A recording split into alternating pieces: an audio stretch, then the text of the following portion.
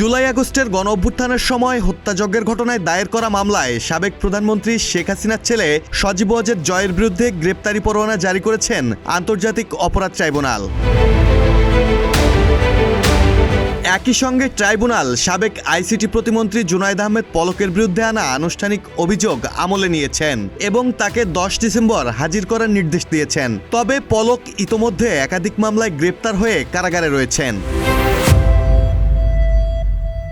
এর আগে বৈষম্য বিরোধী ছাত্র জনতার আন্দোলনে সংঘটিত মানবতা বিরোধী অপরাধের মামলায় ক্ষমতাচ্যুত প্রধানমন্ত্রী শেখ হাসিনার ছেলে সজীব ওয়াজেদ জয়সহ 4 জনের বিরুদ্ধে তদন্ত প্রতিবেদন হাতে পেয়েছে আন্তর্জাতিক অপরাধ ট্রাইব্যুনালের প্রসিকিউশন। বৃহস্পতিবার ট্রাইব্যুনাল সূত্রে এই তথ্য জানা গেছে। জুলাই গণঅভ্যুত্থানে সংঘটিত মানবতা বিরোধী অপরাধের অভিযোগে দীর্ঘ তদন্ত শেষে এই প্রতিবেদন জমা দেয় তদন্ত সংস্থা।